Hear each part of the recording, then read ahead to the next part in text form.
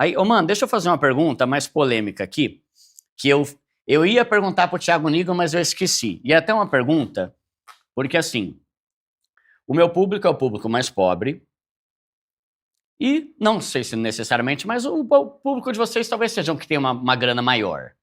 Não sei se é mesmo, mas dá essa impressão. Pelos dados que a gente tem, é um público classe média. Tá, A maior parte do público, né? Tá. Tem de tudo, né? Mas a maior parte é classe média. O que eu quero que você fale, assim, a sua opinião, porque o povo fica querendo que eu faça polêmica. Você viu que o primo rico comprou casa? Ele sempre falou que era pra alugar. Eu falei, caramba, mano. Eu até postei, cara, o problema não é o primo rico comprar uma casa de 40 mil. O problema é você, 40 milhões. O problema é você continuar vivendo de aluguel. Porque como eu tenho um público baixa renda, eu falo muito do programa Minha Casa Minha Vida, que é um programa que a parcela fica muito barata pra quem quer comprar. Sim. E aí o pessoal fica meio que fazendo uma rixa, né? De, tipo assim, vocês são o público para rico, fica falando para comprar, para alugar. Só que, na verdade, vocês têm casa própria. O que você tem para falar sobre isso? O que é ideal? O que você acha? Para qual público é melhor viver de aluguel ou comprar? Como que foi na tua vida? Sim. Fala aí. Porque não é para causar briga, é porque tem que esclarecer. Você é inteligente e não vai falar uma asneira. Então, tudo que você fala tem que fazer um sentido, né?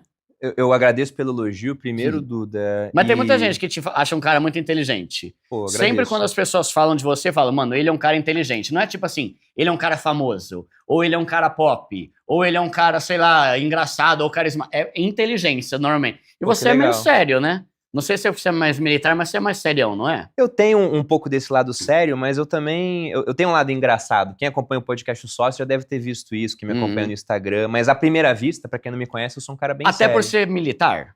Eu acho que tem a ver com isso também. E filho de militar também? Tem a ver com isso também. Tá. Mas sobre essa questão de casa própria... Então, o pessoal bota muita polêmica nisso, mas é porque eles querem uma resposta simples, sendo que a resposta, na verdade, é um grande depende.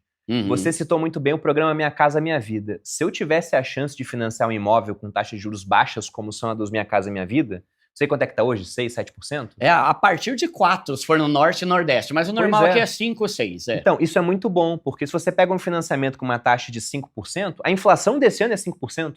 Então a inflação pagou a conta do seu financiamento. Se a inflação no Brasil disparar e for para 10, cara, tem alguns anos de financiamento pagos por conta da inflação. Verdade. Então você está tomando dinheiro emprestado por um juros que ele não existe, ele não é real, entendeu? Então nesse ponto, pô, o cara que tem a chance de pegar o Minha Casa Minha Vida deveria financiar? Muito provavelmente sim. Tá. Agora, em outros pontos, para outras pessoas com diferentes situações, aí vai depender de outros fatores.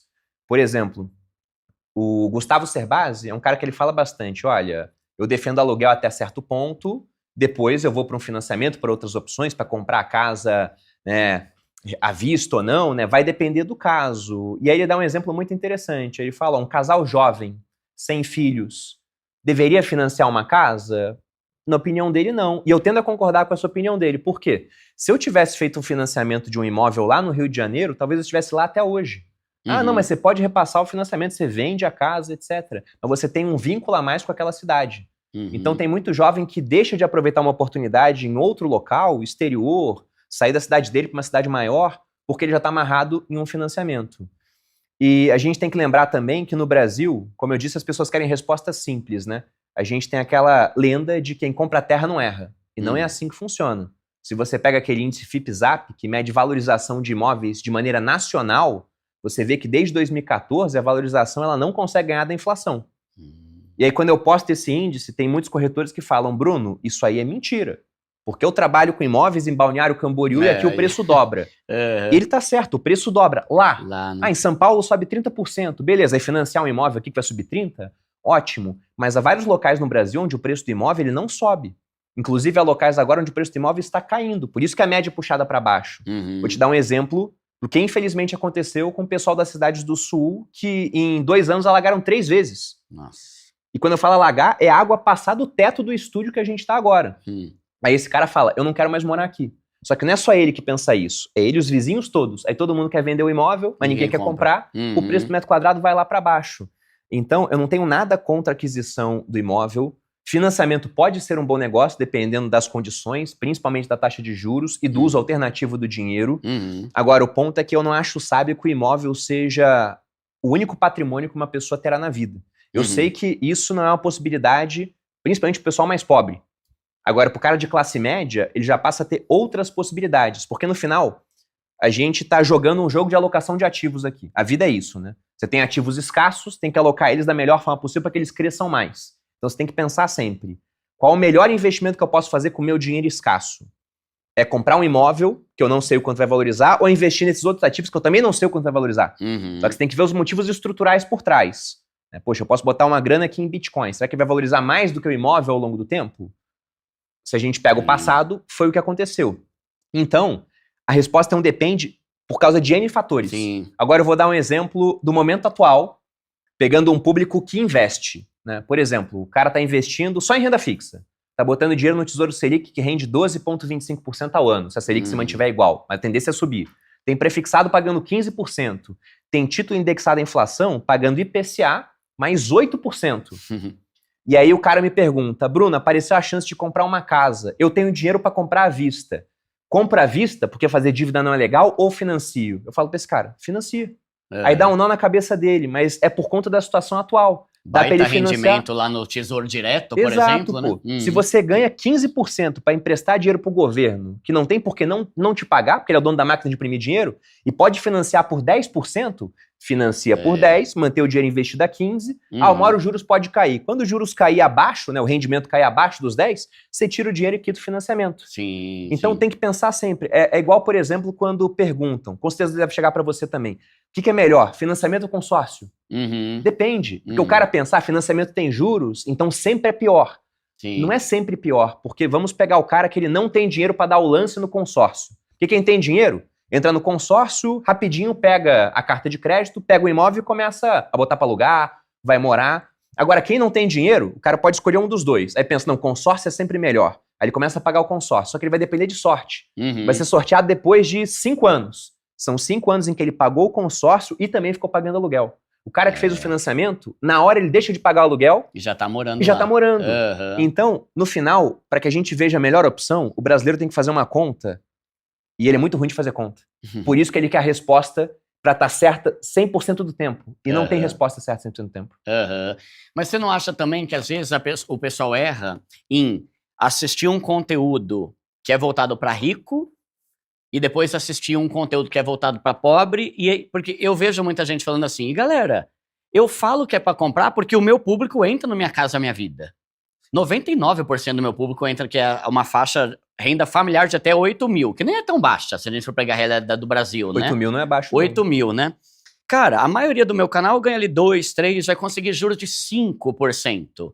Então eu falo para eles, cara, você financiar, o valor do financiamento vai sair mais barato que o do aluguel no mesmo imóvel, que é o meu caso, por exemplo, eu tô construindo, mas eu moro em Osasco ainda, né? Quando eu comprei, a parcela era 1.200 e a galera que alugava pagava 1.700. Então eu falo, só que aí o pessoal vai num outro canal que não é voltado pro pobre. Então assim, eu posso estar falando besteira, mas a meu ver, o teu canal, você não vai ficar falando de Minha Casa Minha Vida lá. Não. Então, e aí o pessoal ouve você, e o que você tá falando pro teu público faz todo sentido.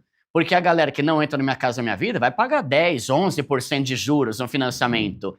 Então, às vezes, assim, eu acho que falta também um pouco de feeling, sei lá, da pessoa ver, peraí, esse influenciador que eu tô ouvindo, ele fala pra alguém que vive a minha realidade ou não?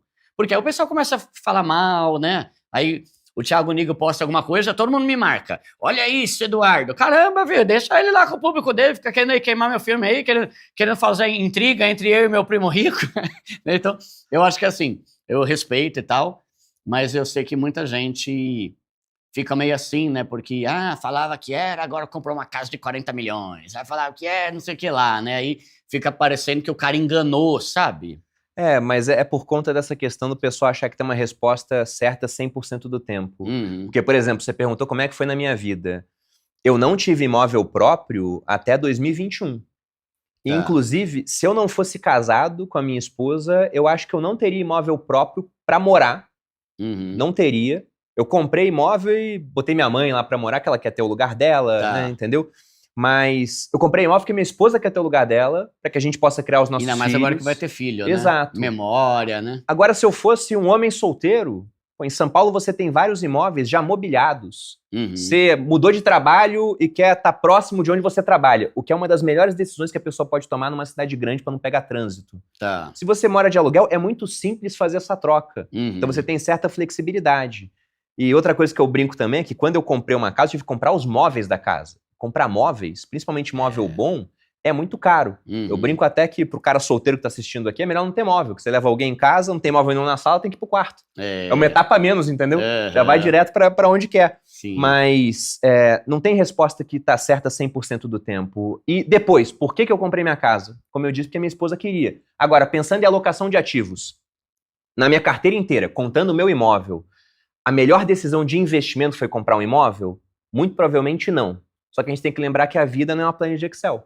Nem tudo é sobre dinheiro Nem e lucro, tudo é sobre né? dinheiro, sobre rendimento. E dá uma paz, né? Querendo ou não, é da hora você ter dá uma paz. É. Realmente dá uma paz. Porque eu falo, mano, você acha que um cara multimilionário vai querer viver com a esposa e os filhos numa casa alugada que o cara não pode quebrar uma parede pra fazer um negócio diferente? O cara é milionário. Não, eu não posso porque essa casa não é minha. Não faz sentido, né? E como você disse, são fases da vida, né? Você citou esse cara multimilionário com a esposa e com filhos. Uhum. Você quer ter o seu canto. Agora, se for um cara multimilionário que ele tá solteiro e fica viajando por Vida aí, louca. talvez ele não queira. Então depende muito. Tem uma frase do Morgan Housel, que é o autor daquele excelente livro Psicologia Financeira. É bom. Uhum. Então eu digo que é o pai rico, pai pobre da nova geração. Assim. Uhum. Ele fala que finanças pessoais são muito mais pessoais do que finanças.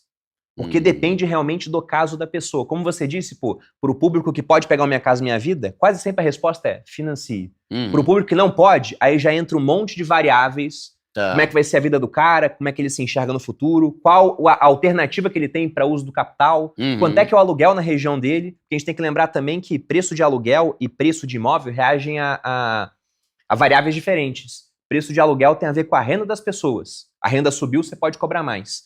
E preço do imóvel tem a ver, principalmente no Brasil, onde a maior parte das compras são financiadas, com condições de financiamento. Se o governo chegar lá e falar, pessoal, agora você pode financiar, ao invés de ser até 35 anos, pode ser até 40. Na hora você tem um gatilho para imóveis poderem subir mais de preço.